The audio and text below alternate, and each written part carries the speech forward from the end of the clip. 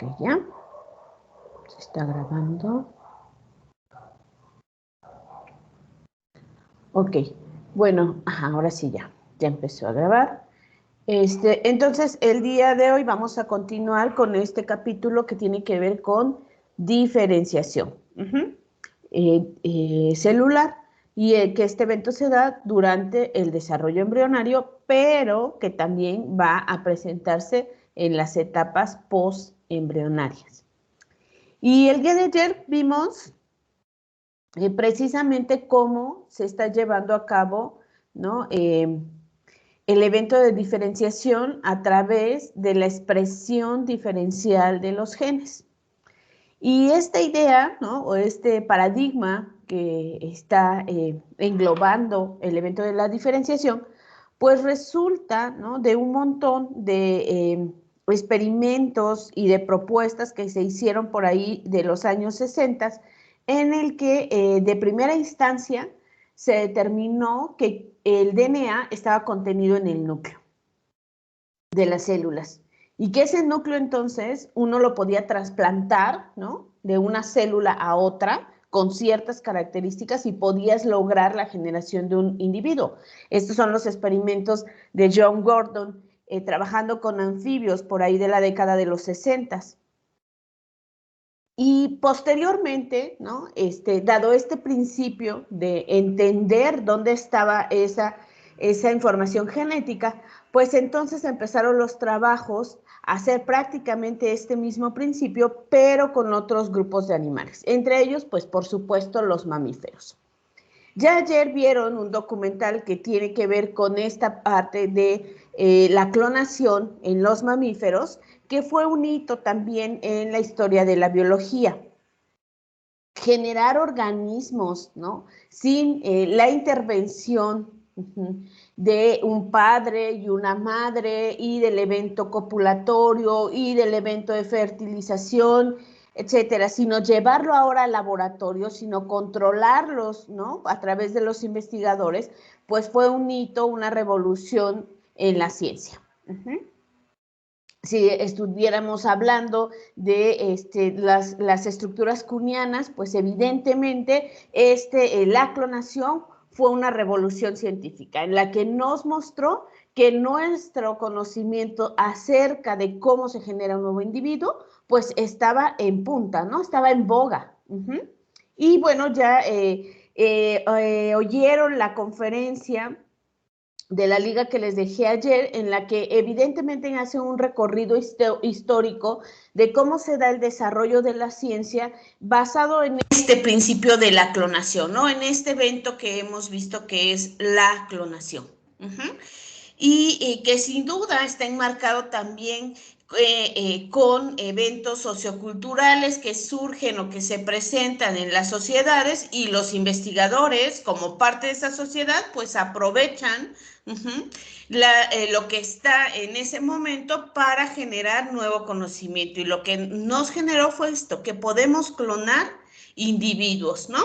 Que podemos clonar mamíferos, que podemos clonar organismos similares al humano, al menos que compartimos, ¿no? Muchísimas características, por eso estamos dentro del grupo de los mamíferos. Y que entonces da pie a que quizá también podamos hacer clonación en humanos.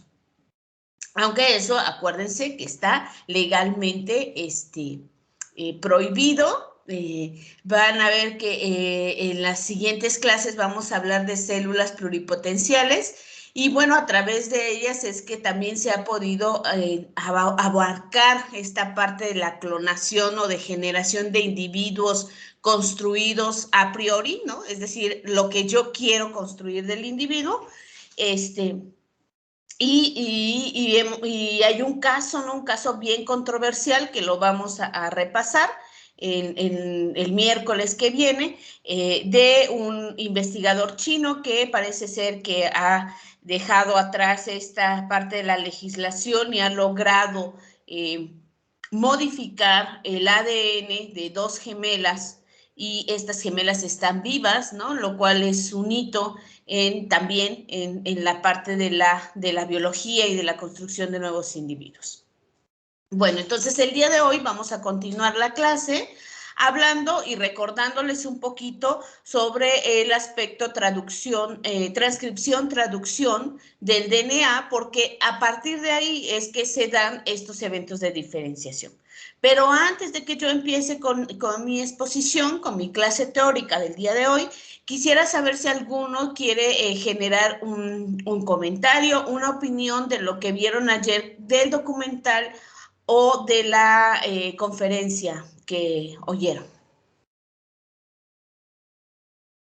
Los voy a oír a todos en el audio que me van a grabar, pero quisiera saber si a alguien en particular quisiera comentar algo, algo le llamó mucho la atención, le pareció muy interesante.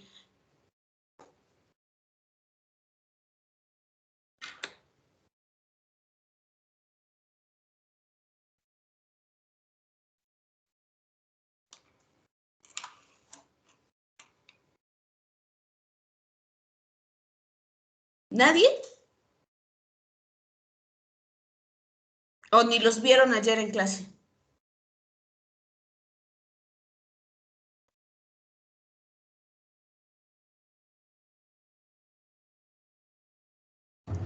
Bueno, doctora, algo que a mí sí me sorprendió fue que, bueno, la forma en la que murió Dolly, porque yo había escuchado que había muerto por complicaciones de la clonación y que por eso no estaba mal y no tuvo una buena calidad de vida. Y pues me sorprendió bastante ver que eso era mentira y que simplemente murió, digamos, de causas externas a este procedimiento. Entonces, eso es algo que a mí me sorprendió bastante. Sí, evidentemente, pues se generan muchas historias a raíz de este tipo de técnicas, ¿no? Pero pues Dolly en general tuvo una excelente vida, pues era la protagonista, era la prueba fehaciente de que la clonación en mamíferos era exitosa, así que por supuesto que tuvo una vida buena, bien cuidada, solo que pues sí, lo que sí se ha reportado en organismos clonados es que viven menos tiempo, ¿no? Tienen una perspectiva de vida más reducida que un organismo en general, pero pues no fue nada referente al proceso de que estuvo clonada. Eh, pero nuevamente, en torno a cuestiones de experimentos científicos, pues se generan un sinnúmero de especulaciones, de historias paralelas, ¿no? Y lo están viviendo ustedes, ¿no? Si nos ponemos a reflexionar en este momento de la humanidad, pues por un lado somos privilegiados porque estamos viviendo una pandemia. No es la única, ha habido muchísimas en la historia de la humanidad, solo que a nosotros ahora nos ha tocado y entonces nos parece súper novedoso. Por ahí la UAP acaba de sacar un libro que escribió el doctor José Ramón Eguíbar con un historiador. El doctor Eguíbar es un fisiólogo y, y hacen un recuento de las pandemias que han sucedido, ¿no? en la humanidad. No recuerdo bien el nombre, pero lo puedo investigar si a alguien le interesa. Y pues somos protagonistas de esta situación, pero también como futuros científicos, ustedes seguramente se dan cuenta de toda la cantidad de historias, ¿no? Y de, no sé cómo mencionar, historias paralelas que se dan respecto a este evento. Desde el hecho de que las vacunas nos insertan un chip, ¿no? De que las vacunas nos generan otras enfermedades, de que nos matan en lugar de que nos alivian. Hay un sinnúmero de cuestiones que están alrededor, ¿no? De un evento que es una enfermedad y de un avance científico que es una generación de una vacuna extremadamente rápida. Pero fue extremadamente rápida porque se tenían todas las bases para la construcción de la vacuna, porque había ya mucho trabajo, ¿no? Realizado para la construcción de las vacunas. Esa es la ventaja que tenemos hoy, que tenemos ya mucha información que puede después ser aplicada como en este momento en el que se presentó esta pandemia y que ahora las vacunas pues las estamos o se están generando, ¿no? En cantidades industriales. Y eso es lo sorprendente, que la ciencia sí sirve para algo, pues sirve para dar solución a, en este caso, a esta pandemia que se presentó en este momento, ¿no? En la historia de la humanidad, pero seguramente vamos a tener muchísimas más soluciones. Entonces, no nada más estamos generando conocimiento por generarlo, sino que ahora podemos usarlo para una solución. Y en este caso, lo que se está viendo es que toda esta información en nuestro curso de Biología del Desarrollo, toda esta información que se genera sobre eventos que suceden en el desarrollo embrionario, podemos extrapolarlos a otros, ¿no? A otros procesos, como en este caso la generación de organismos clonados, pero vamos a ver otras técnicas que también se generan ahorita, que están en boga, que es la edición genética y que nos va a permitir también más adelante dar respuesta a muchas enfermedades.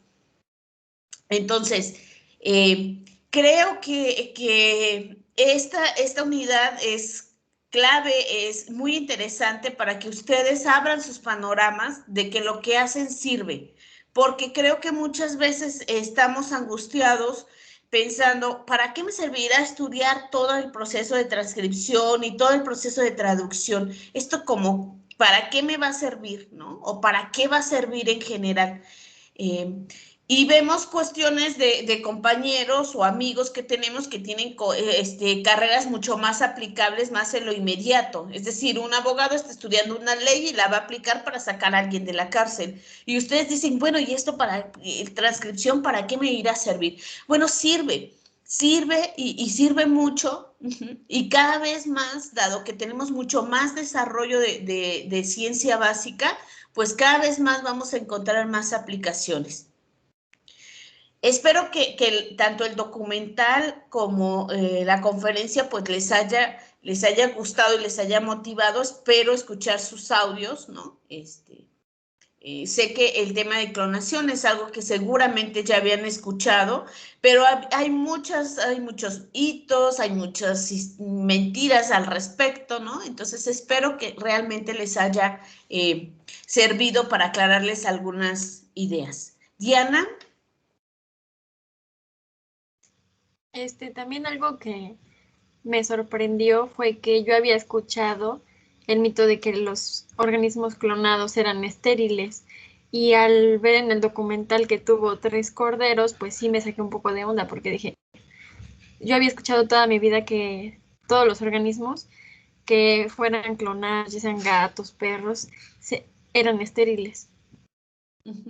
Sí, es otra cosa que se ha difundido mucho, el proceso de la esterilidad. Sí hay algunos que son estériles, algunos no se logra bien el evento de clonación, pero cada vez se ha perfeccionado más. Además, también hay como un mito de, fue esa oveja y ya, ¿no? Se acabó esa oveja y todo se detuvo. Y no, desde antes había clonación, ¿no? Que fueron en muchos anfibios, y después de Dolly hubo muchos otros. Claro que Dolly, como ser el primer mamífero que se logró, pues tuvo mucho mayor fama, pero hubo muchísimos otros organismos más.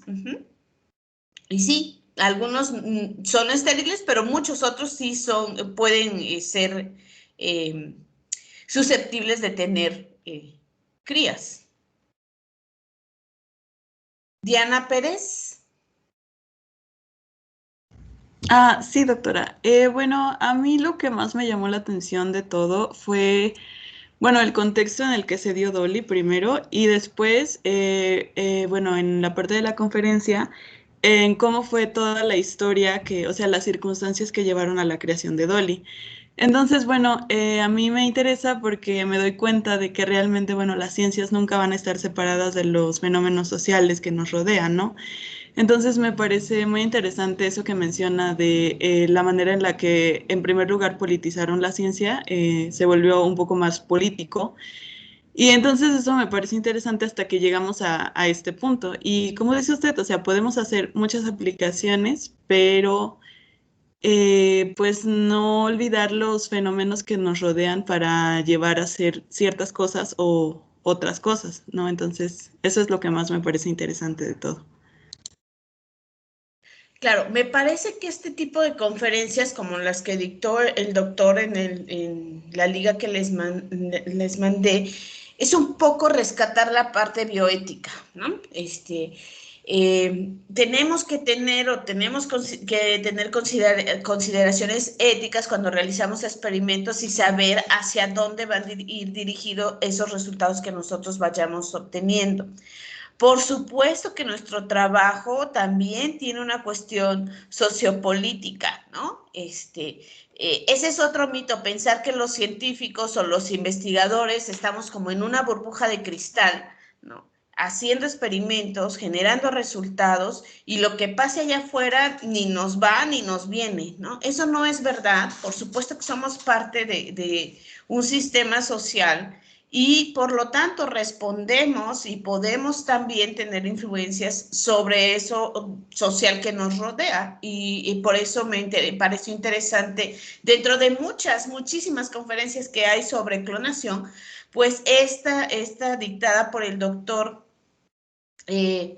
porque nos marca, ¿no? Cómo ha sido la carrera también asociada al desarrollo de la investigación con todos los eventos sociopolíticos que ocurrieron, ¿no? Y en el que, por ejemplo, como menciona él en esa conferencia, las guerras, aunque son muy malas en términos de la humanidad en general, pues son buenas también en términos de la ciencia porque se invierte muchísimo dinero en obtener, ¿no?, aplicaciones rápidas, ¿no?, de eventos o de hechos que conocemos científicamente. Y lo mencionó él. La computación es hija de la Segunda Guerra Mundial, el Internet también, ¿no? El que ahora estemos usando nuestros celulares de manera continua y nos mantenemos completamente comunicados, pues fue el resultado de la Segunda Guerra Mundial. Uh-huh. Entonces, finalmente somos entes sociales y hay que también pensar en las cuestiones bioéticas. Esta unidad también se presta para eso, para que nosotros podamos reflexionar sobre qué trabajo vamos a hacer. Sé que ustedes pues apenas se están formando, pero seguramente van a llegar a ser doctores e investigadores, ¿no?, muy prestigiosos en algún centro de investigación, ¿no?, nacional o internacional, y tendrán que conducirse bajo términos éticos. Vamos a leer también en la próxima clase, vamos a volver a trabajar por equipos y vamos a hacer una discusión de algunos artículos de bioética respecto a estas nuevas técnicas que se están usando de cómo manipular nuestro genoma. Si nuestro genoma es el que tiene la información necesaria para construir el nuevo individuo y para diferenciar X células, pues vamos a manipularlo. Y esto, ¿hasta qué punto vamos a poder hacerlo? Entonces, vamos a discutirlo también en la siguiente clase. Bueno, si no hay más participaciones, entonces voy ahora a compartirles mi presentación para continuar con esta parte de la clase teórica. Si alguien me dice si ya puede ver la presentación, se los agradeceré. Ya se puede ver, profa. Ok. Entonces, ahora sí. Voy a continuar. Ya nadie me había escrito, ¿verdad? En el chat algo que quisiera compartir, porque lo veo activo, pero no lo he abierto. No, profa, al parecer no. Ok. Bueno, entonces como vemos con estos trabajos de clonación o como vimos el día de ayer, pues nos han permitido entender que es a nivel del DNA, a nivel del núcleo, donde se encuentra, ¿no?, la información necesaria para construir un nuevo individuo. ¿Qué hay ahí en el núcleo? Pues hay genes, ¿no? Genes que se van a transcribir de manera diferencial. Es decir, aunque todas las células tienen toda la información, algunas transcribirán un gen y otras transcribirán otro gen. En los humanos se calcula que hay 50,000 genes activos en cada núcleo. Y los genes están contenidos en el complejo DNA asociado a un grupo de proteínas. Esas proteínas se llaman histonas. Juntos, este complejo DNA-proteína reciben el nombre de cromatina. ¿Okay? Cromatina. Esas histonas son H2A, H2B, H3 y H4. En esa cromatina, ¿sale? Vamos a poder encontrar asociaciones, ¿no? Más fuertes de esa proteína con un segmento de DNA, y a eso le vamos a llamar nucleosomas. Nucleosomas. Esos nucleosomas están formados por 140 pares de bases, claro, en asociación con esas proteínas histonas. Esa información que está contenida en el núcleo, ahora sabemos que debe de transcribirse y traducirse para formarme una proteína funcional. Y eso, precisamente esa idea, esto que les acabo de decir, que en el núcleo está el DNA, que debe transcribirse en un RNA mensajero, DNA, RNA, y ese debe traducirse para formar una proteína. Ese es el dogma central de la biología molecular. ¿Ok? Esto seguramente también ya lo vieron en otros cursos, por eso yo solamente doy aquí rápidamente un repaso de este dogma central, que es lo que vamos a ver hoy, pero ustedes ya saben por sus otros cursos que en mi núcleo, ¿no?, yo voy a tener mi DNA. Este DNA se va a transcribir en un RNA mensajero que va a salir del núcleo y se va a traducir en una proteína. Dogma central de la biología molecular. Este dogma central, ahora sabemos que ya no es así nada más superlineal, no es una sola dirección, sino que sabemos que también las propias proteínas pueden regular tanto a DNA como RNA, y el propio RNA también puede tener otro tipo de regulación. Pero de manera tradicional, pues DNA, RNA, proteína es el dogma que seguimos en este evento de entender cómo se da la expresión de los genes. Bueno, en esta diapositiva les estoy presentando precisamente la organización que les acabo de mencionar en la primera diapositiva y que tiene que ver con cómo está organizado nuestro ADN. Y en la imagen de arriba, pues podemos tener una representación, ¿no?, de cómo estarían estas asociaciones del ADN con las proteínas.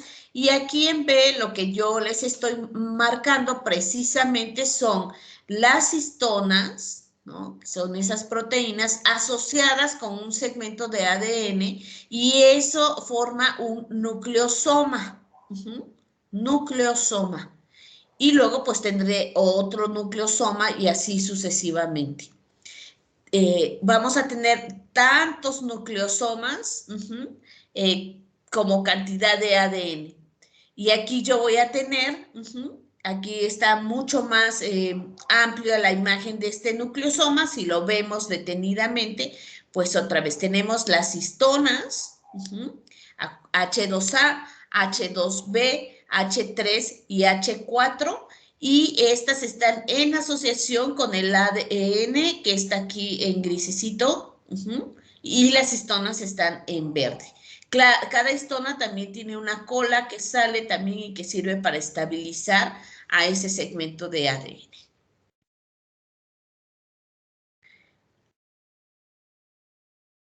Bueno, y aquí les estoy presentando, permítanme tantito porque tiene una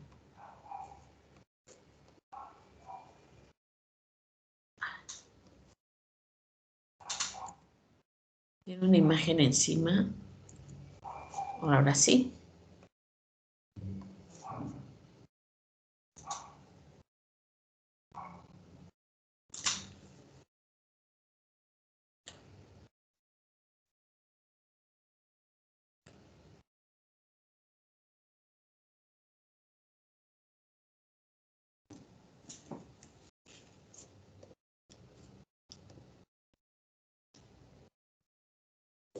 Ok, y aquí les estoy presentando nada más,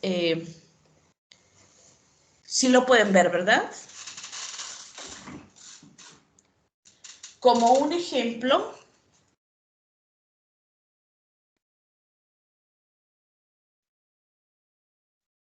¿sí lo ven? Sí, doctora. Okay. Entonces, esta imagen me representa un ejemplo de cómo estaría, ¿no? Un gen, ¿no? Un segmento de DNA, donde existe un gen, y ese es el gen para la betaglobina, ¿no? Entonces, nosotros vamos a tener esto nuevamente, ya ustedes lo conocen, es solo un ejemplo. Entonces, yo voy a tener un segmento de DNA que me constituye este gen, y aquí voy a tener un sitio para que se enlace una proteína, que es un promotor, que es una RNA polimerasa. Tengo un sitio de inicio de la transcripción. Tengo un exón, intrón, exón, intrón, exón. Un sitio de de terminación. Tengo un sitio de adición de poliadeninas y un sitio de terminación de la transcripción. Este segmento de ADN se va a transcribir primero en un pre-RNA mensajero, y entonces lo que yo tengo es un exón, intrón, exón 2, intrón 2, exón 3 y mi cola de poliadenina. Ese pre-RNA mensajero se va a procesar, y ese procesamiento incluye eliminar a los intrones, y entonces ahora me voy a quedar solamente con mis exones, con un sitio de iniciación de la traducción y una cola de poliadenina. Este ya es un RNA mensajero. Este sale del núcleo y va hacia el citoplasma. ¿Hacia dónde va? Hacia el retículo endoplásmico rugoso, donde yo voy a tener ribosomas, y los ribosomas tienen como... ¿Sí? Es que su pantalla no se ve completa. Entonces, cada vez que señala algo con el cursor, está señalando otra cosa. ¿No se ve completa? Ay, yo la veo completa. A ver. No se ve, no, profe, se ve la diapositiva de abajo también. Sí, se ve chiquita. A ver, voy a volver a compartir. Ya dejé de compartir, ¿verdad? Sí, ya. Ok, a ver, vamos a ver.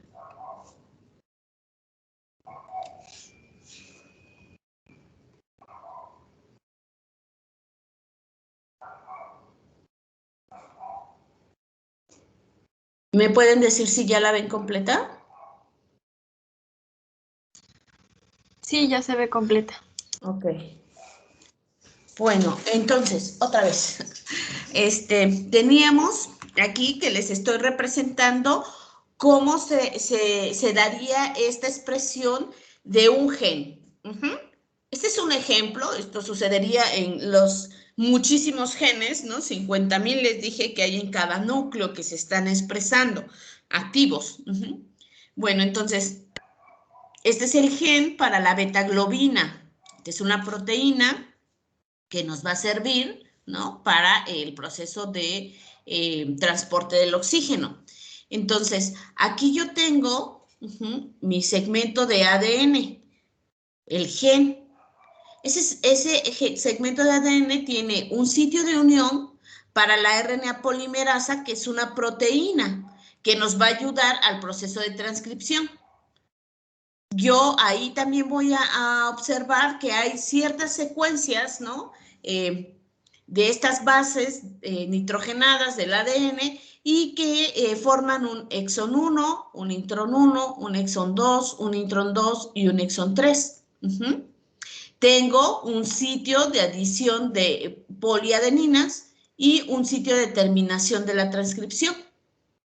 Este segmento de DNA se va a transcribir y me va a dar en primera instancia un pre-RNA mensajero.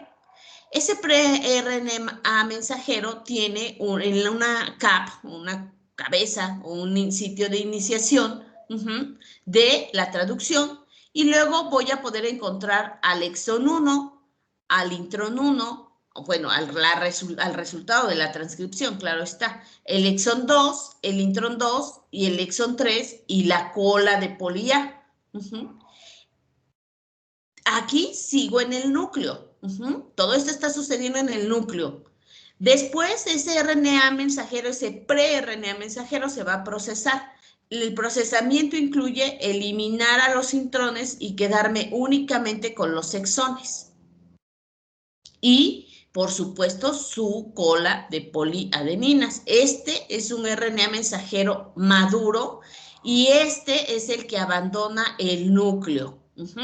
Entonces, de aquí hacia arriba estamos en el núcleo. Y de aquí estamos en el citoplasma. Ese RNA mensajero va a salir del núcleo para ser traducido. ¿Hacia dónde va? Hacia el retículo endoplásmico rugoso. Ahí en el retículo endoplásmico rugoso existen unas estructuras que se llaman ribosomas. Esos ribosomas entonces van a encargarse del evento de la traducción y este RNA mensajero se va a traducir en una proteína. Dogma central de la biología molecular. ADN, RNA, proteína. Esas proteínas todavía pueden ser modificadas a nivel del citoplasma para darnos que adquieran ciertas características como plegamientos o que se les peguen algunos otros grupos o otras moléculas que vamos a ver a continuación. Ok.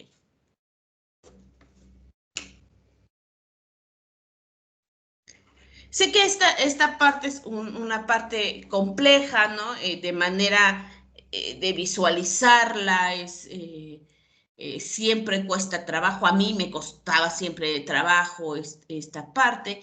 Entonces, lo que vamos a hacer ahora es que les voy a pasar unos videitos bien rápidos, que no duran más de 2 minutos cada uno. Para que ustedes puedan apreciar este evento.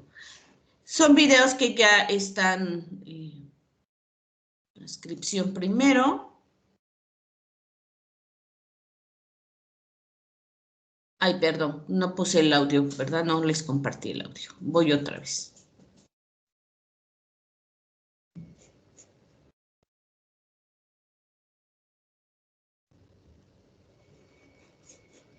Ok, me dicen si lo ven.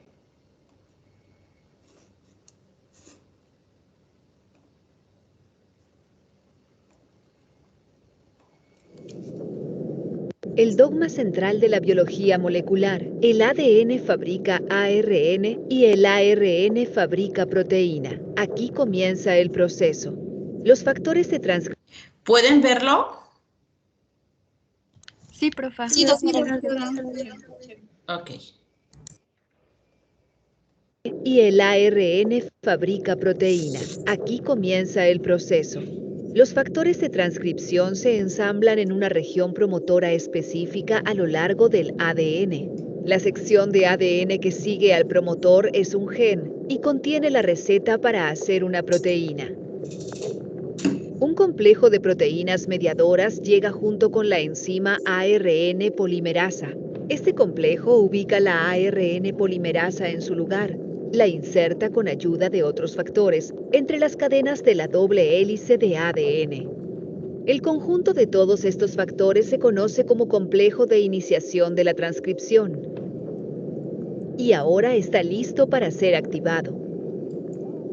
El complejo de iniciación requiere contacto con proteínas activadoras que se unen a secuencias específicas de ADN conocidas como regiones intensificadoras. Estas regiones pueden estar a una distancia de miles de pares de bases del inicio del gen.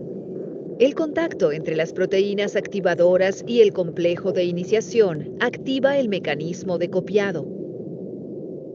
La ARN polimerasa va desenrollando una pequeña parte de la hélice de ADN para exponer las bases de cada cadena. Solo se copia una de las cadenas. La otra cadena funciona como molde para la síntesis de la molécula de ARN, la cual se forma uniendo una subunidad tras otra, usando el código de letras de la cadena de ADN molde.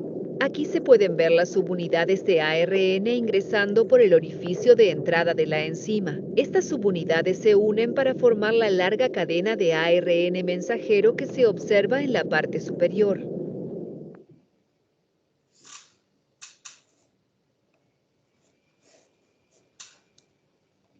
Ok.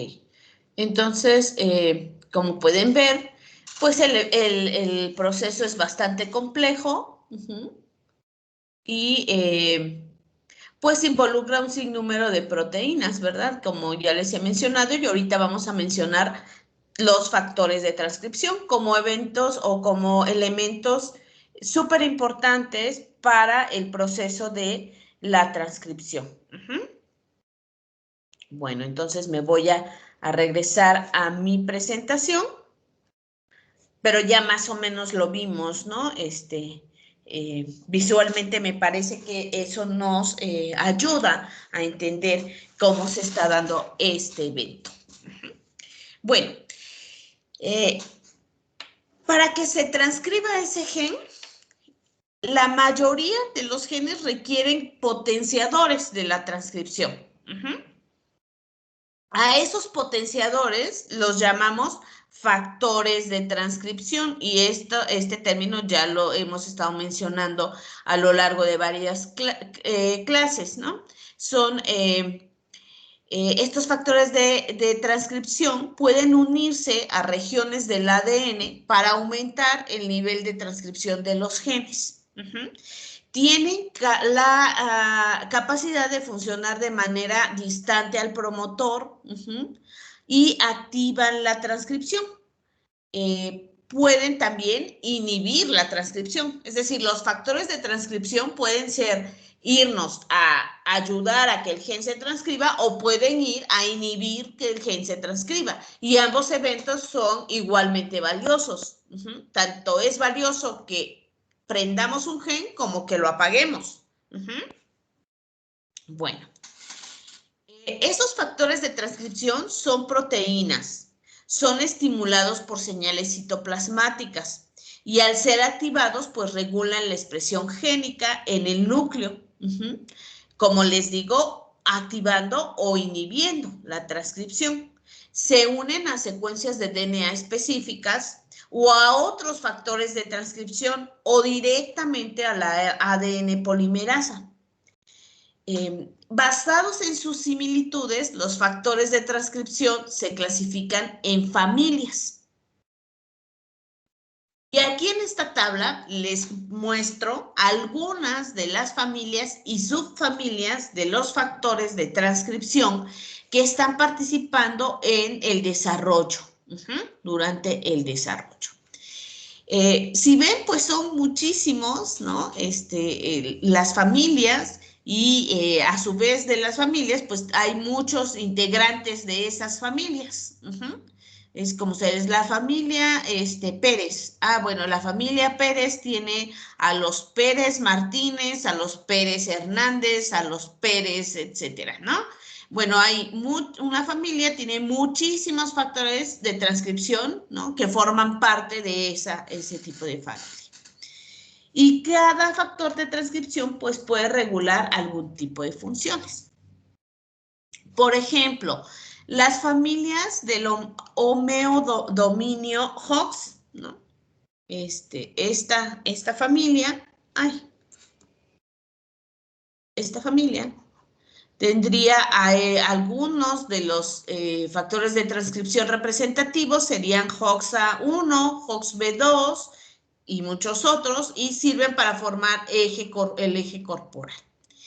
Aquí tenemos otra familia, POU, LIM, PAX, ¿no? PAX y sus miembros, PAX 1, 2, 3, 6, pues participan en la especificación neural y el desarrollo del ojo. Por ejemplo, esta es otra, la familia de los receptores de hormonas nucleares. Y dentro de los factores están el receptor de glucocorticoides, el receptor de estrógeno, el receptor de testosterona, el receptor de ácido retinoico. Todos estos son factores de transcripción de esta familia y nos sirven para determinar la determinación sexual secundaria, el desarrollo craneofacial, el desarrollo de los miembros. Entonces, durante el desarrollo, nosotros vamos a tener un sinnúmero de familias de factores de transcripción funcionando y un montón de sus miembros de esas familias también ahí regulando los eventos del desarrollo. ¿Qué van a hacer esos factores de transcripción? Regular la transcripción, ya sea activando o reprimiendo la expresión génica.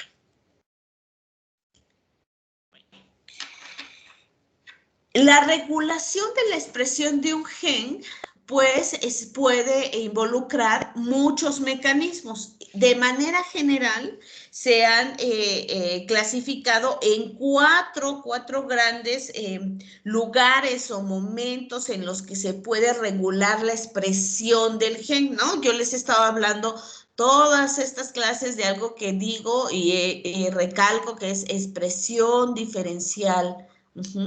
De los genes, del gen, ¿no? Expresión diferencial. Bueno, ¿cómo yo célula puedo hacer esto de la expresión diferencial? Bueno, puedo hacerlo regulando la transcripción, puedo hacerlo regulando el procesamiento nuclear, ¿sale? Puedo hacerlo regulando la traducción del RNA mensajero o puedo hacerlo modificando a mis proteínas. Vamos a hablar de cada uno de ellos. Bueno, respecto a la transcripción génica diferencial, esto, como ya les dije, refiere a cómo paso yo del ADN, de la información de ADN a la información de ARN. Bueno, ¿cómo lo hago? Pues esto lo puedo hacer a través de esos factores de transcripción. Se ha mostrado que un gen tiene un patrón de transcripción y que las células, cada vez que experimentan rondas de mitosis, mantienen sus características diferenciadas. Eso es algo que también les he mostrado. El evento de diferenciación es un evento estable. Entonces, lo que nosotros, o lo que se ha visto es que este fenómeno de transcripción diferencial pues debe deberse a patrones de transcripción de los genes que se repiten de una célula diferenciada hacia sus hijas. Bueno, Esto es así, pero también se conoce que los genes pueden regular esta transcripción diferencial, este patrón de transcripción, ¿no? Por algunas influencias fuera del propio proceso de transcripción.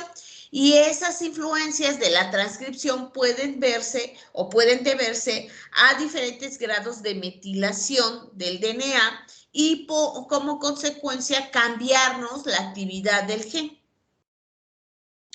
El evento de metilación puede ser, ¿no? O es el mecanismo por el cual un gen puede regularse en su transcripción. Puede ser el mecanismo por el cual el gen esté activo o esté inactivo.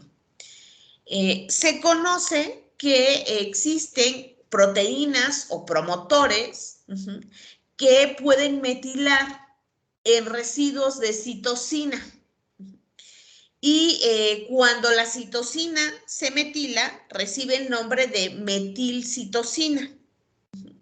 Y esta metilcitosina estabiliza a los nucleosomas. Acuérdense que mi nucleosoma pues es mi unión de histonas con mi DNA. Y una vez que los estabiliza, es decir, los vuelve muy fuertes, esta unión es muy fuerte, no se pueden separar, y entonces esto evita que se unan factores de transcripción. Y de esta manera, entonces, la metilación, la metilcitosina, pues me inhibe el proceso de la transcripción génica.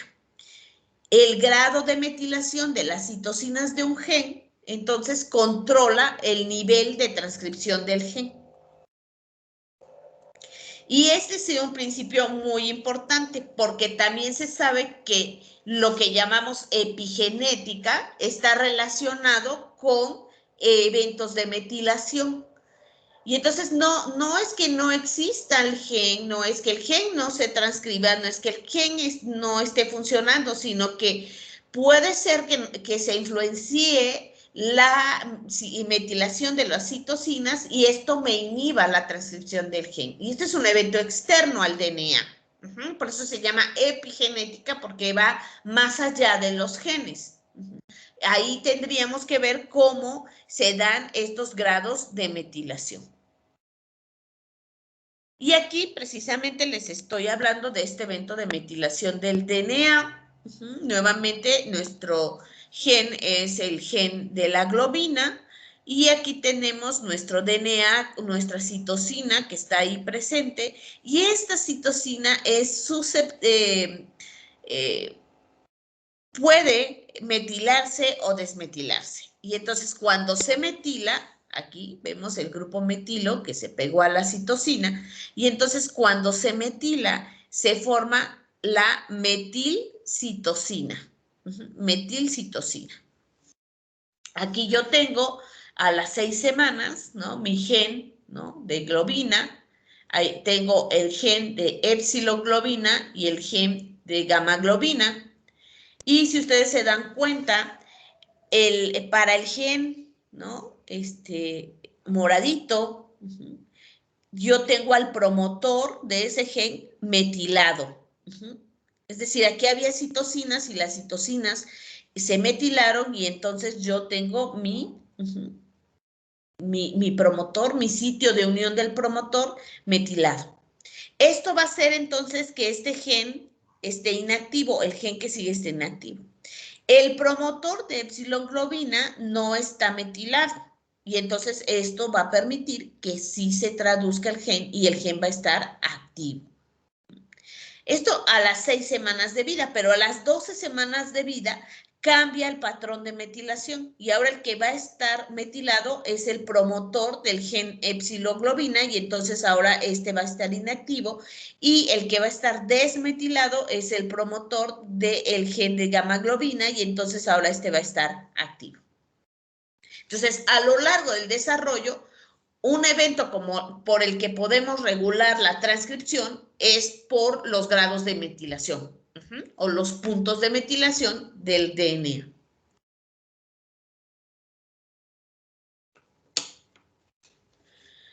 Bueno, otro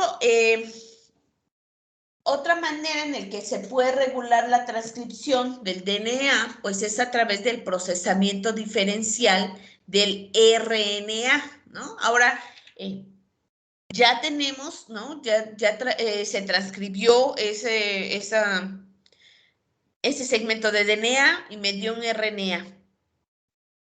Ese RNA todavía no significa que vaya a tener una función. Acuérdense que para que adquiera la función me debe de formar una proteína funcional. Bueno, entonces, lo que puede hacer la célula durante el desarrollo es regular el evento de cómo se va a procesar este RNA. Para llegar a ser una proteína activa y funcional, el RNA debe ser procesado a un RNA mensajero mediante la eliminación de los intrones. Debe de ser traslocado al citoplasma, debe de pasar al citoplasma, debe de ser traducido a nivel de los ribosomas y después la proteína puede ser modificada post-traduccionalmente. ¿Sale? Bueno. Entonces, un evento que sucede cuando tengo un RNA que se acaba de transcribir del DNA es que puede haber una selección del RNA nuclear. Ay, perdón, está de cabeza esta imagen.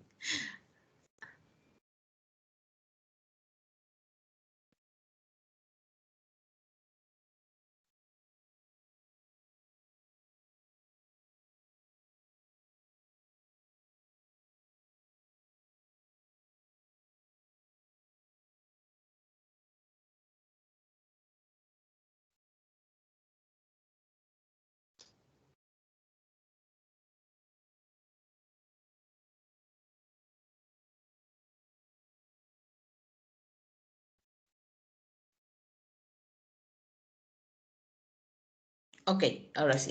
Entonces, se puede seleccionar el RNA, ¿no? Entonces,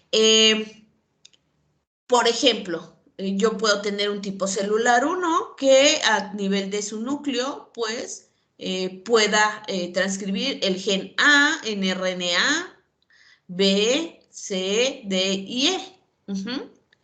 Y un tipo celular 2 que también produzca a nivel de su núcleo, se transcriban el gen A, B, C, D y E y me formen sus correspondientes a RNAs, ¿no? Pero son inmaduros. Y lo que va a suceder entonces es que a nivel también nuclear va a haber una selección de qué RNA pasa al citoplasma a ser traducido.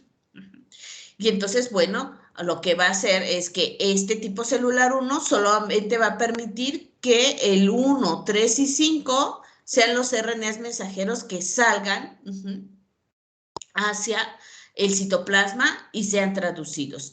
Mientras que en el tipo celular 2, pues puede ser que se traduzca el 1, 2, 4 y 5. Y entonces, pues va a producir proteínas diferentes. ¿Sí? Bueno.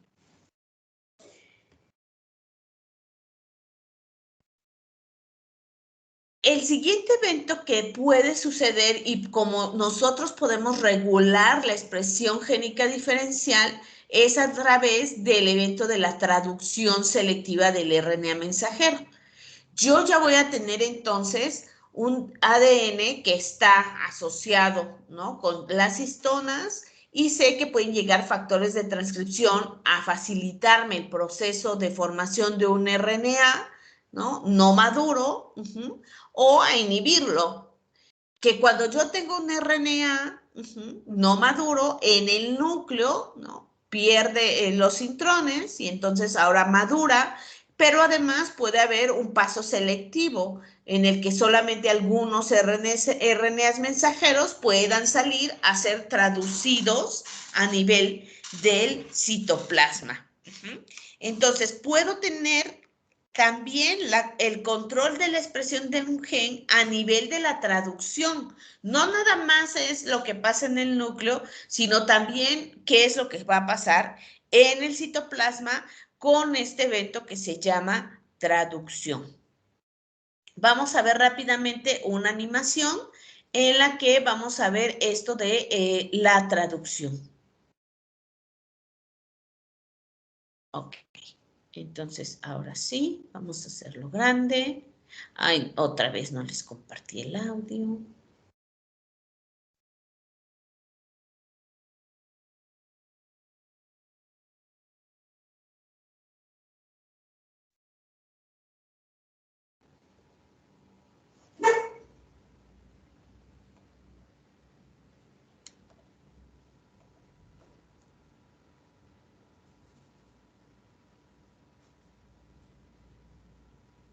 La tarea de este ARN mensajero es transportar el mensaje del gen desde el ADN hacia afuera del núcleo, hacia un ribosoma, para la producción de una proteína cuya receta está contenida en el gen.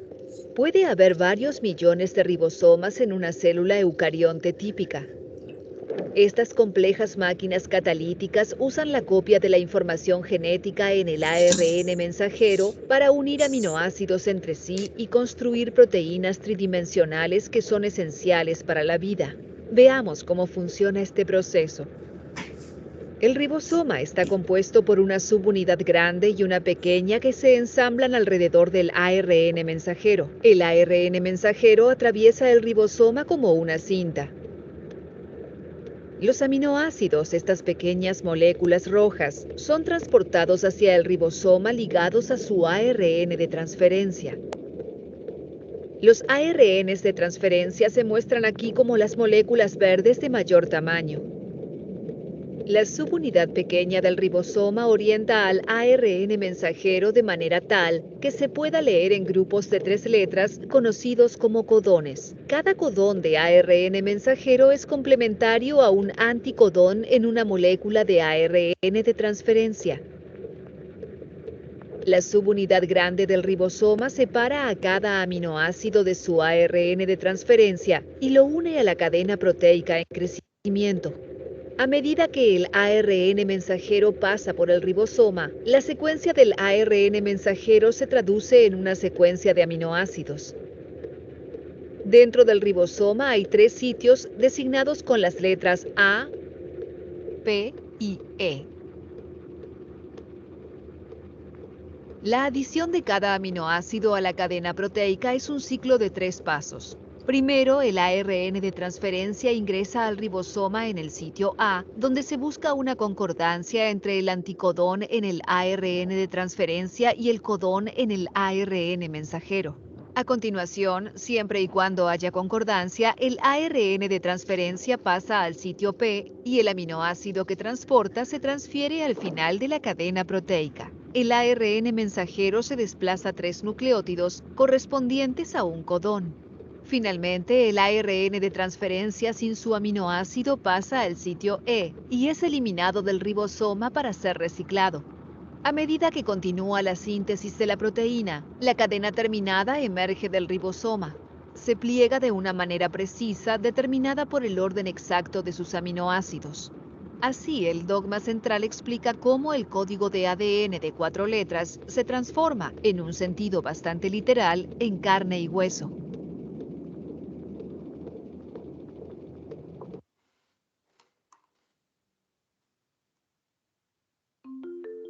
Esto es un alineador de Small Direct Club.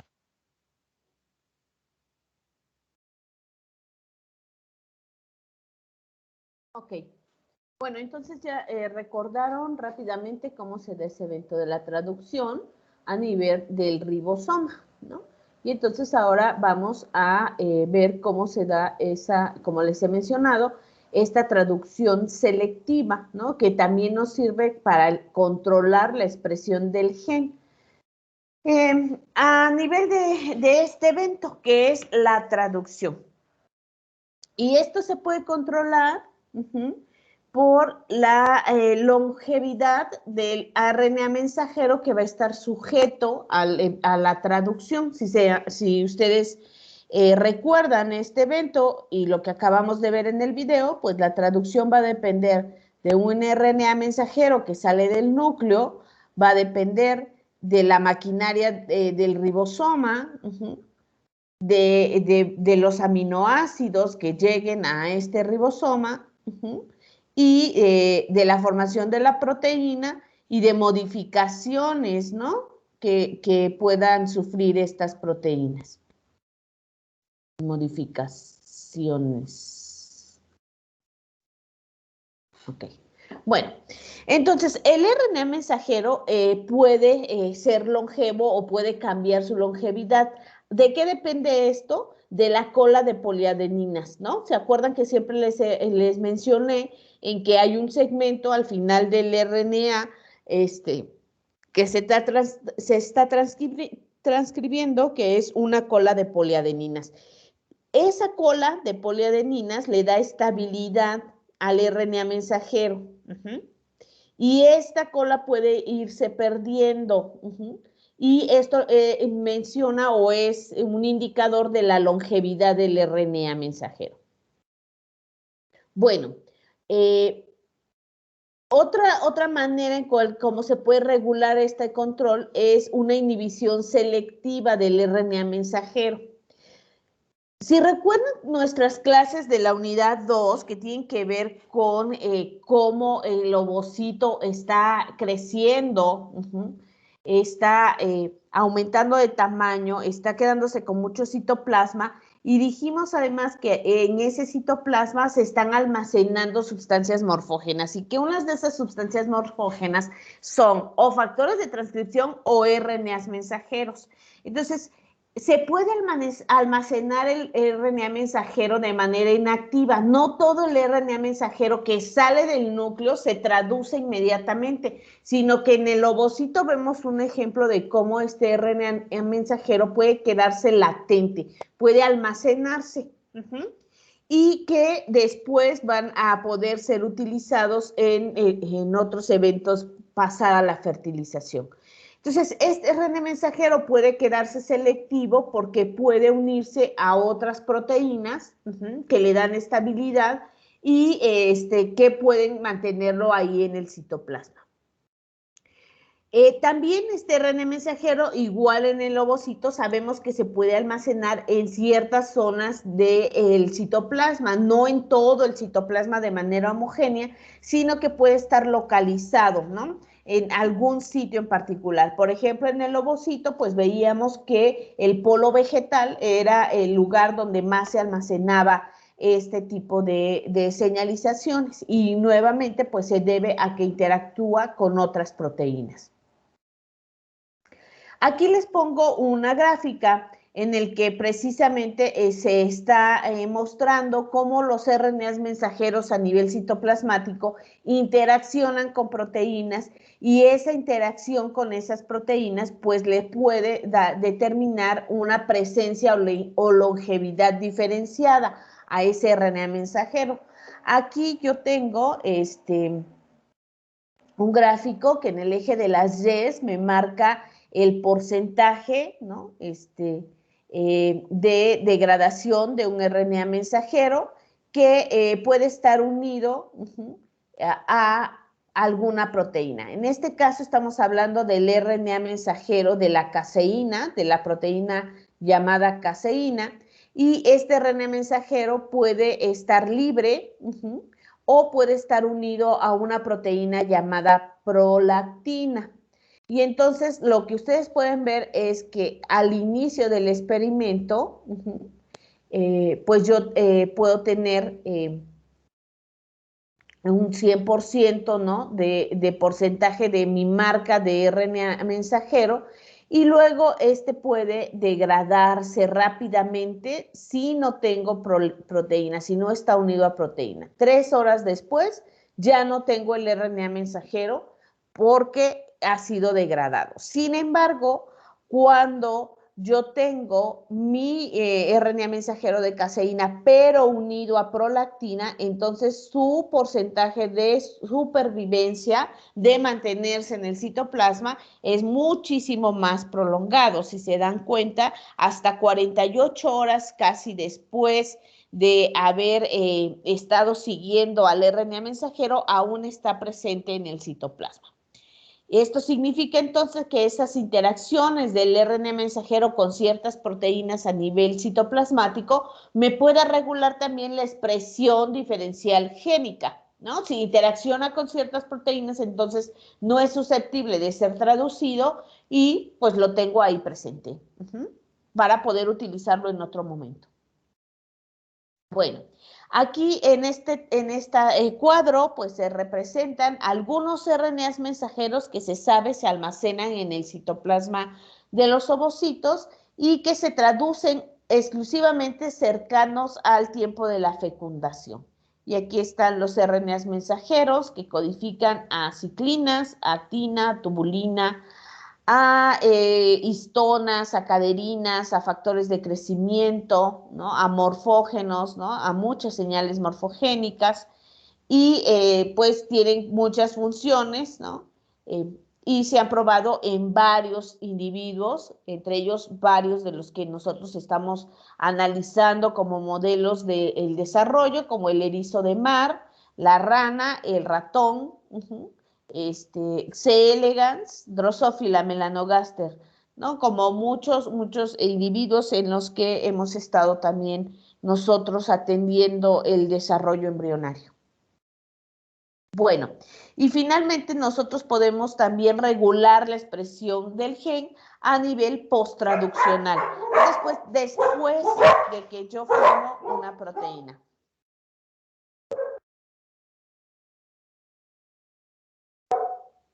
Ay, discúlpenme, pero mis perros se pusieron loquitos. Bueno. Este evento de regulación posttraduccional, ¿no? Se da una vez que mi RNA mensajero llegó al ribosoma y se produce una proteína. Esas proteínas entonces pueden tener varios cambios. Pueden ser segmentadas, pueden adicionársele algún otro componente, ¿no? Pueden plegarse, ¿no? Cambiar su configuración tridimensional. Todo esto se conoce como regulación posttraduccional. Para que sea funcional la proteína, entonces tendrá que sufrir este evento posttraduccional.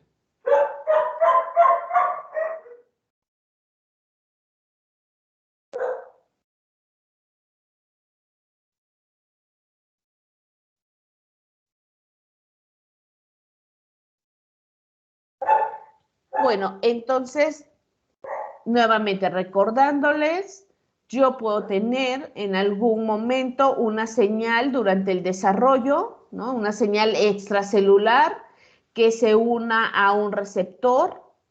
Ese receptor puede actuar como un factor de transcripción. Ese factor de transcripción activa, ¿no? Se activa, pasa al núcleo, se pega al sitio de reconocimiento de factores de transcripción, empieza el principio de transcripción, ese DNA entonces pasa a ser un RNA que va a ser posible que salga del núcleo.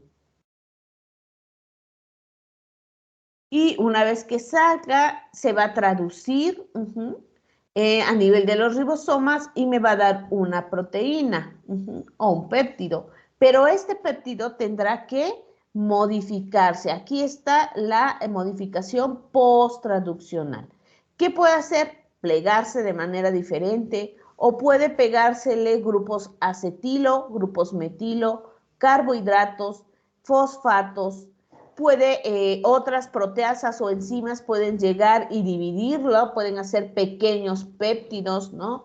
Todo esto refiere a los mecanismos posttraduccionales, lo que sucede después de la traducción de la proteína.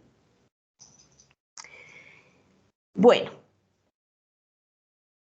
si se dan cuenta entonces, la diversidad celular en los organismos pluricelulares es consecuencia de la expresión génica diferencial.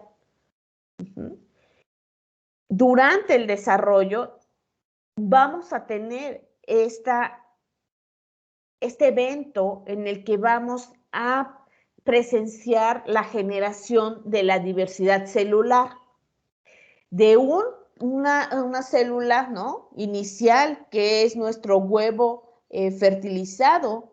Entonces, a partir de esa célula, yo voy a tener una diversidad celular infinita. Voy a tener células musculares, células nerviosas, células del hueso y dentro de ellas osteoblastos, osteoclastos, ¿no? Cartílagos, células betapancreáticas, lo que quieran. Un montón, ¿sale? Muchísimas células. Esa diversidad celular surge de la expresión génica diferencial. Aquí en este esquemita que les presento aquí, pues tenemos como a partir de nuestra célula embrionaria, nosotros vamos a poder, esta célula va a empezar a tener influencias de un sinnúmero de proteínas reguladoras como los factores de transcripción que me van a regular, por ejemplo, la división celular y entonces me van a dar aquí la célula A y la célula B. Pero van a estar en dos lugares diferentes, en la izquierda y en la derecha. Y entonces van a estar recibiendo señales distintas, ¿no?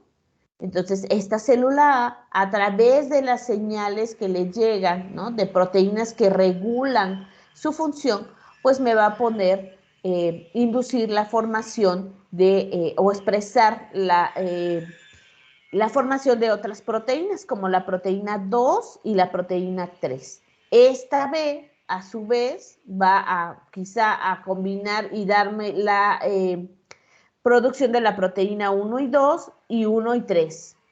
Entonces, estas células reciben otros factores de transcripción, otros factores externos, señales parácrinas, y entonces los inducen a formar la proteína 4 y 5. Y entonces, como esta célula ya producía la 2, ¿no?, ahora puede producir la 2 y la 4. Esta a su vez puede producir la 2 y la 5. Esta, la 3 y la 4, la 3 y la 5. Esta ya producía 2, 1 y 2. Y ahora va a poder producir la 1, la 2 y la 4. Esta, la 1, la 2 y la 5. Esta producía la 1 y la 3. Y entonces ahora va a producir la 1, la 3 y la 4. Y esta, la 1, la 3 y la 5. Y me va a dar entonces una diversidad celular, la célula G, H, I, J, K, L, M, N. ¿Son diferentes? Sí, porque producen diferentes proteínas. ¿Todas provienen de la misma célula? Sí. ¿Todas contienen el mismo DNA? Sí, pero regulan de manera diferencial la expresión de los genes. Y esto, por supuesto, se va a ir expresando a lo largo del desarrollo embrionario, dándonos diversas estructuras y diversos tipos celulares que producen diferentes proteínas. ¿Sí quedó claro cómo sería esta expresión diferencial?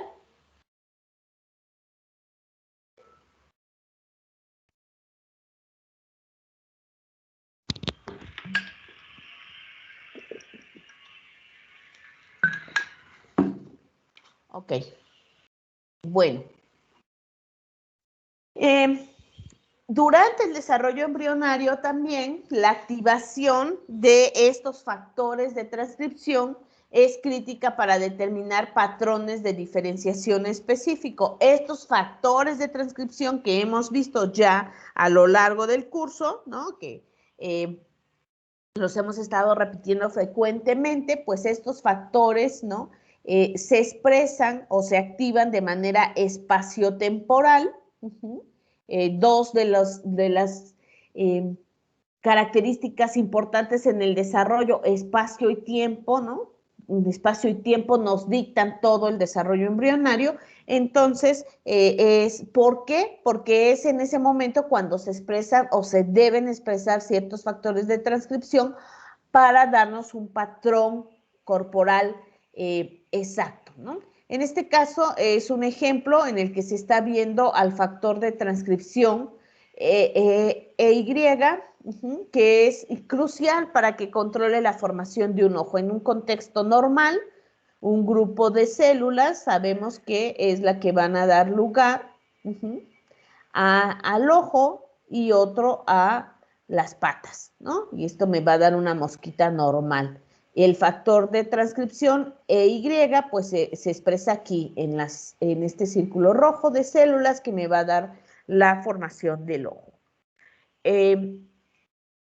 Lo que pudiera hacer es que de manera experimental nosotros podemos ir y hacer que mis células estas juntitas blancas que me daban una pata, pues ahora empiecen a expresar el gen EY, es decir, una expresión diferencial del gen.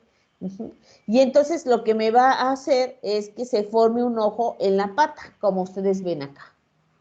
Y acá es el organismo in vivo. ¿Ok? Entonces, debe de haber factores de transcripción perfectamente presentes, ubicados espaciotemporalmente para regularme esta expresión génica diferencial.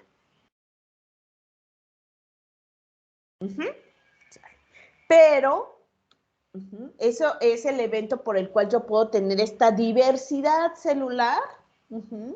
Y cada célula, acuérdense, se diferencia para adquirir una función.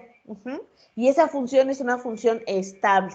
Y cuando ya tiene una función estable que refiere a la producción de ciertas proteínas, es que digo que están diferenciadas. Pero todas las células provienen del cigoto. Todas. Absolutamente todas. Cuando se entendió esto, entonces se dijo, bueno, si todas las células vienen del cigoto, entonces ese cigoto, ¿no? O esas células son las células madre de todas las demás.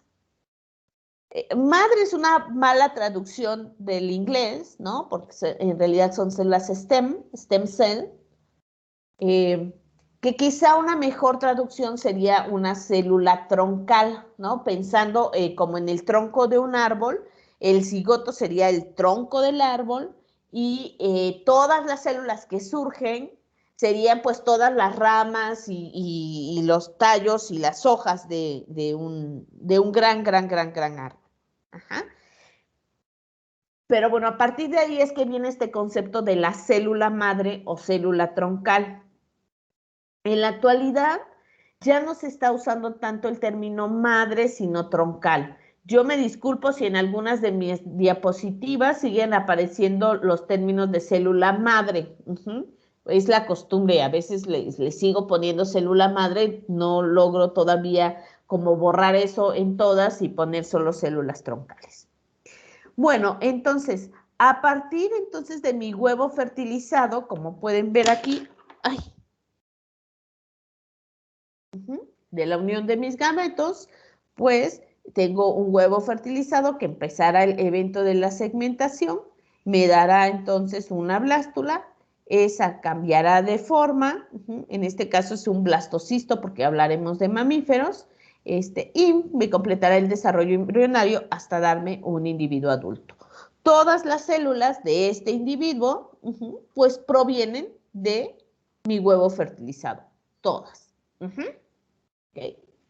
Este concepto, entonces, llevó a plantear un área de la biología que se llama la biología de las células troncales. Stem Cell Biology, que es un área que tiende a estudiar, pues, cuál es la potencialidad de estas células madre troncales, para qué nos podrían servir y cómo podríamos aplicar ese conocimiento. Bueno, el término de stem cell aparece en un escrito de Ernest Haeckel, donde ya menciona que es el ovocito fertilizado el que va a dar lugar a todas las células del cuerpo. Sin embargo, la palabra stem cell fue popularizada por Wilson a finales de los 1800. Y luego quedó ahí ese concepto, así como el de la stem cell, pues ahí guardado en los libros de historia y en los libros de biología, ¿no? de esos ya bien viejitos que luego por ahí aparecen en nuestra casa, ¿no? Y no se vuelve a retomar hasta inicios de 1900, en el que Alexander Maximoff propuso que la línea hematopoyética de células provenía de una célula troncal o de una célula stem, ¿no? La línea hematopoyética, la línea de células hematopoyéticas, es la línea de células sanguíneas. Es decir, de donde vienen nuestros eritrocitos, ¿no? Nuestros linfocitos B, nuestros linfocitos T, los macrófagos, ¿sí? Los neutrófilos, toda esta línea de células sanguíneas se conoce con el nombre de línea hematopoyética. Y él propone que todas esas células provienen de una única a la que llamó célula troncal. Nuevamente, y a partir de ahí retoma este término de la stem cell. Entonces, nuestras células en estadio adulto vienen de una stem cell o de una célula troncal.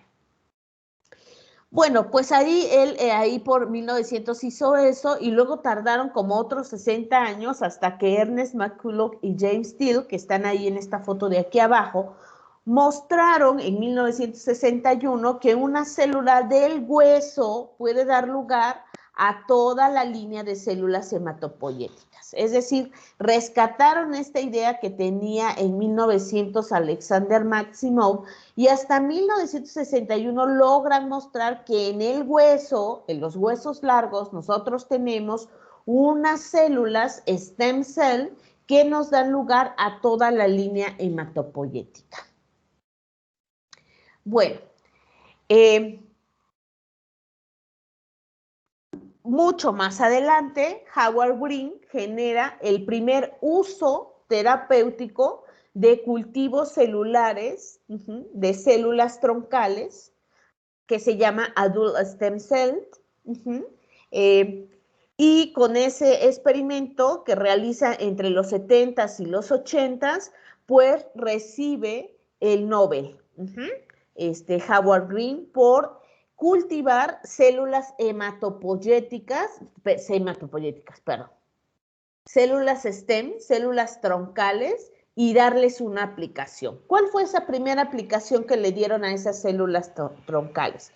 Bueno, pues él encontró que había células stem, no nada más en el hueso, sino que también había células stem en la piel. Y entonces lo que hizo, pues, fue llevar esas células troncales de la piel a cultivos in vitro y logró generar parches de piel que podían ser utilizados para las personas que habían sufrido quemaduras, para las víctimas de quemaduras graves, y entonces llevó esta terapia para poner o cubrir estas áreas, ¿no? A través de estas stem cell adultas. ¿Por qué se llaman stem cell adultas o células troncales adultas? Pues porque provenían de un individuo adulto, ¿no? No del huevo fertilizado, sino de un individuo adulto. Bueno. Ok. Entonces, hay una aplicación para estas stem cell. ¿Vale? Hay una aplicación real, contundente sobre cómo podemos usar estas células troncales. ¿Pero qué es una célula troncal? Bueno, una célula troncal o una célula madre se define como aquella célula que es capaz de autorrenovarse y diferenciarse. Cuando una célula se diferencia, acuérdense que les dije que es un estado terminal estable. Entonces, una vez que se diferencia, pues ya no puede dar lugar a otro tipo celular. Solo da lugar a una célula X, ¿no? A lo que se diferenció. Si fue una neurona, pues solamente muy pocas veces se dividirá y me dará una neurona. Su potencial de división es bajísimo. ¿Vale? Esta es una célula diferenciada. Sin embargo, una célula troncal es capaz de mantenerse, autorrenovarse por mitosis, dividirse, ¿sí? Y siempre mantener una fuente de células troncales. Y algunas de ellas son capaces de diferenciarse en lo que tú quieras. Bueno, ¿para qué autorregenerarse y para qué diferenciarse? Pues para mantener siempre una fuente de células troncales. Siempre va a haber células troncales. Y después diferenciarse, ¿para qué? Para reparar células muertas, reemplazarlas y mantener mis tejidos, ¿no? Siempre recuperándose. ¿Y qué tipo de células troncales hay? Bueno, como ya les he mencionado, de un individuo adulto, todas las células provienen del huevo fertilizado. Así que yo tengo células troncales embrionarias. ¿De dónde provienen estas células troncales embrionarias? Del blastocisto, que es un estadio muy temprano, y específicamente de la masa celular interna, de la masa celular interna. Ese es un tipo de células cuyo uso es muy controversial.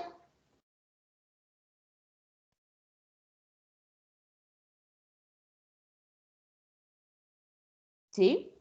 Si se dan cuenta, si yo quisiera usar para terapia estas células troncales embrionarias, entonces tendría que tomar blastocistos, ¿no? ¿Vale? Y usarlos para llevarlos al medio de cultivo y entonces a partir de ahí, pues sacar algún tipo de tejido que sea de mi interés.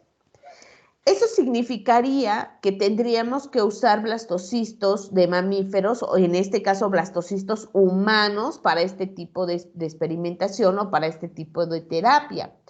Y esto está asociado entonces con cuestiones socioculturales, ¿no? Por ejemplo, no se permitiría que una mujer se embarazara o que una pareja se embarazara y para únicamente obtener los blastocistos y llevar estas células troncales a cultivo, ¿no? Porque ni siquiera está permitido el aborto. Bueno, recientemente se ha aprobado una ley a favor del aborto, a favor de que la mujer decida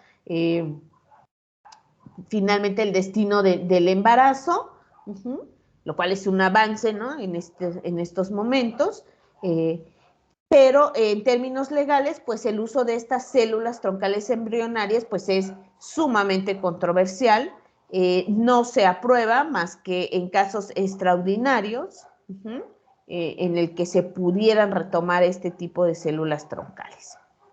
¿Qué sí se puede hacer? En muchos casos se pueden almacenar las células. Eso fue una idea que se tuvo por ahí de los 90, principios de los 2000, y entonces a las mamás que tenían sus hijitos les decían que iban a congelar su cordón umbilical, porque en el cordón umbilical hay muchas células que se van desprendiendo durante el desarrollo embrionario, y entonces les decían, no, para que más adelante pudieran tener terapias, ¿no? Si presentaba el individuo alguna enfermedad. Bueno, hay otros tipos de células troncales que sí se pueden utilizar, ya no hay tanta controversia en el uso, que son las células troncales que provienen de los tejidos, y estas células troncales de los tejidos pues pueden provenir de un bebé recién nacido, incluso de un estado fetal o bien durante toda la vida del individuo, ¿no? Ahí tenemos presentes siempre nuestras células troncales.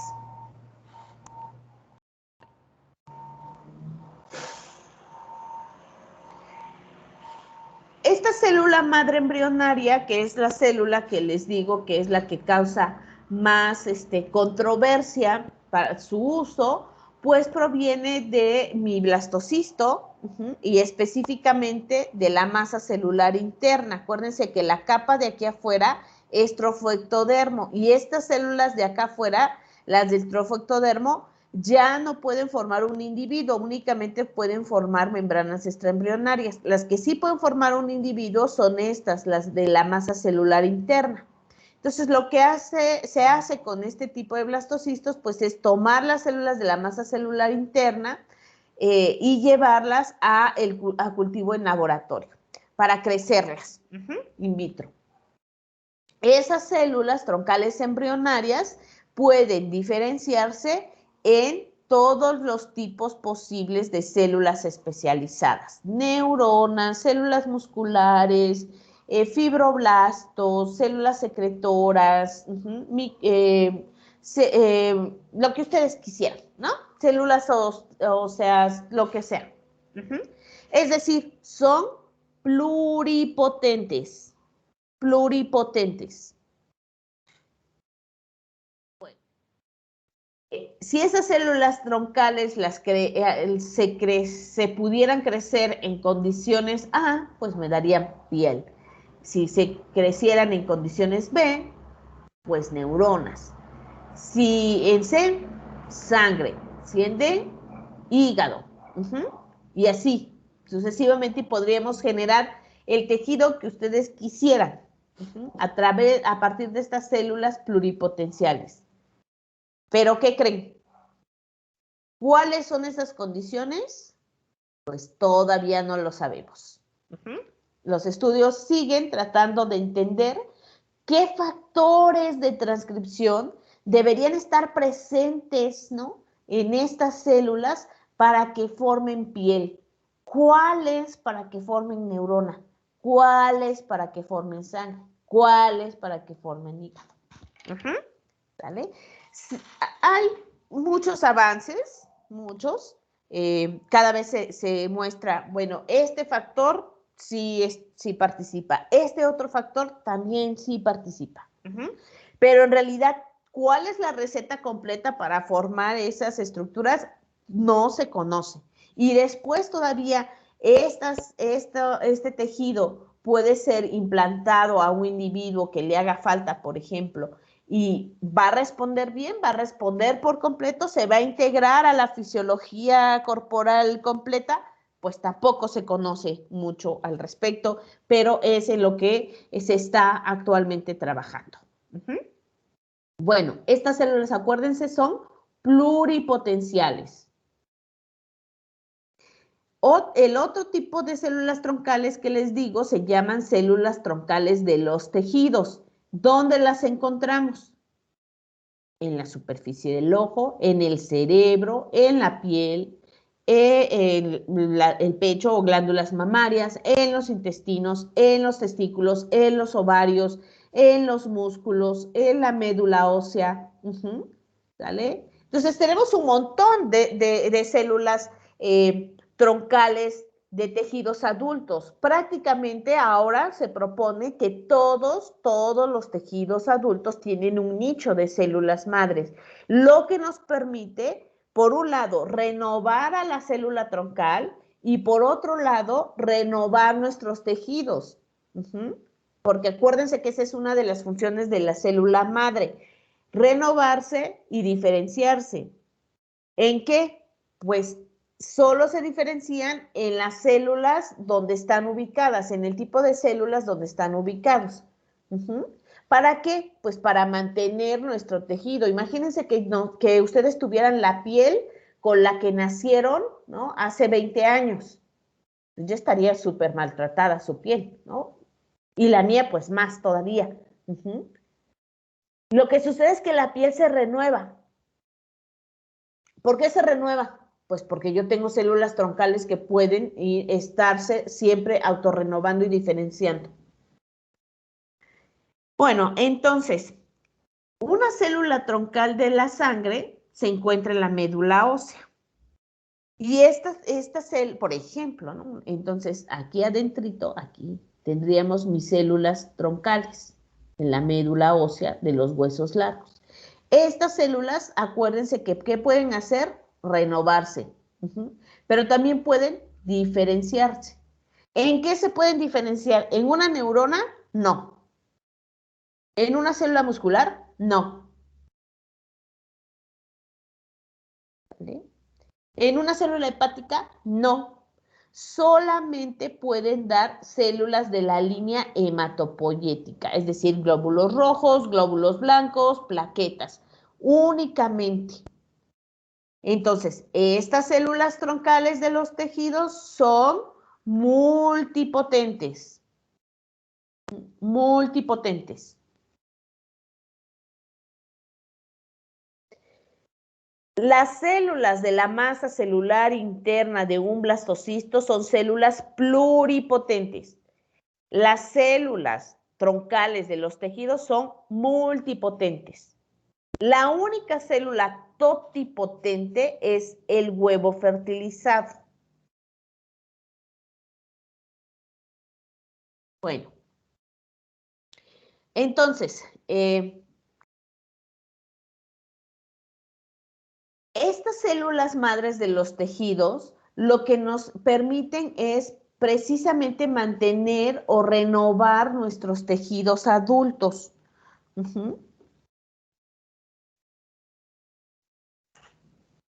Entonces, mi célula madre de tejido puede autorrenovarse, puede dar lugar a células que van a empezar a comprometerse.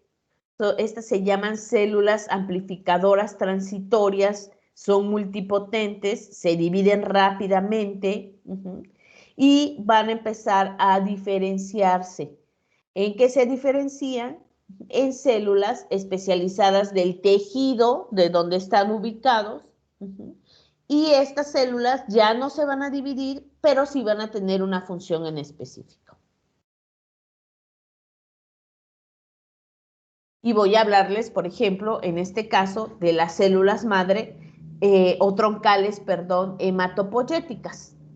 Entonces, estas, como les dije, están en la médula ósea, son capaces de autorrenovarse, es decir, de dividirse y mantenerse, pero alguna célula me va a dar estas células progenitores comprometidos, se van a seguir dividiendo y van a empezar eventos de diferenciación. ¿Vale? Hasta que nos den ¿qué? Células especializadas que ya no se dividen, como natural killer, la célula T, la célula B, células dendríticas, megacariocitos, plaquetas, eritrocitos, macrófagos, neutrófilos, eosinófilos y basófilos, es decir, nuestra línea hematopoyética, nuestra línea de células de la sangre. Únicamente. Esta célula madre de los tejidos que podemos obtener de la médula ósea, pues no la vamos a poder diferenciar en una neurona, no la vamos a poder diferenciar en una célula muscular. No. Solamente células madre hematopoyéticas. Y esto ha sido algo bien interesante cuando entendimos que había células madre o células troncales de los tejidos y que nuestros tejidos tenían un sistema de renovación, ¿no? Y de mantenimiento, porque entonces también se pudo aplicar este concepto, ¿no? Este concepto biológico lo podemos aplicar en términos de la biomedicina. ¿Y cómo se pudo aplicar? Bueno, pues se puede aplicar porque hay ciertas patologías en las que los individuos presentan una disminución de estas células hematopoyéticas y lo que sucede es que mis células troncales mueren. Entonces ya no se pueden renovar estas células hematopoyéticas. O bien, si no mueren por completo, su tasa de autorrenovación es muy baja y entonces hay pocas células de la línea hematopoyética. Cuando se presenta esto, entonces lo que se puede hacer es un trasplante. Alguien puede donar células de la médula ósea, es decir, células madre o células troncales, e insertarlas en el individuo enfermo y entonces se puede recuperar la producción de estas células hematopoyéticas. ¿Vale? Sobre todo sucede en niños que presentan esta patología, que es una leucemia. Entonces, podemos aplicar lo que estamos nosotros encontrando en términos de la biología, ¿no? De entender este tipo celular, sí, lo podemos aplicar. Bueno, preguntas hasta acá, chicos.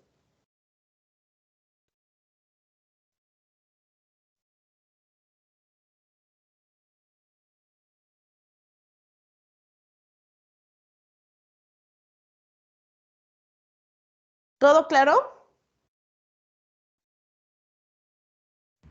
Sí, doctora, todo Sí, bien. sí, doctora. Ok. Bueno, entonces vamos a dejar la clase aquí. Algunos avisos son que supí desde no sé qué día y se me había olvidado avisarles cuáles son los criterios de evaluación de la exposición final. Está ahí en la misma carpeta en donde subí todos los artículos. Ahí está también ese documento para que puedan checar, ¿no? Cómo va a ser la forma de calificar. Además, también todos tienen que leer todos los artículos y estar atentos en las exposiciones finales, porque al finalizar cada exposición va a haber un cuestionario muy breve, solamente de 5 preguntas y vamos a dar 3 minutos para responderlo y continuaríamos con la siguiente exposición. Entonces, todos tienen que ir leyendo para que no se les olvide que todavía tenemos esa actividad ahí presente. Y la otra, pues, es que el lunes es el examen, como quedamos, entonces, conéctense a tiempo para que podamos llevar a cabo el examen a la 1 de la tarde. No sé cómo está lo del plan de vacunación, porque ya ven que lo están cambiando cada 5 minutos. Si hubiera algún evento de vacunación, pues entonces ya veríamos qué estrategia hacemos el día lunes. ¿Sale? Pero si no se mueve nada, pues entonces el lunes hacemos el examen. Ok, doctora, gracias. Sí, Ok, profesor, gracias. bueno. Ya les estoy mandando las tareas calificadas también. Si alguien tiene alguna duda, pregunta, comentario, pues igual un correíto o un chat y ya nos conectamos para aclararles la duda. Así poco a poco les voy a ir mandando ya las tareas calificadas. Y creo que eso es todo. Que tengan excelente fin de semana. Nos vemos el lunes, chicos. Gracias, doctora. Hasta luego. Sí, profesora, nos vemos. doctora. Gracias. Hasta luego. Hasta luego, doctora. Hasta luego. Hasta luego.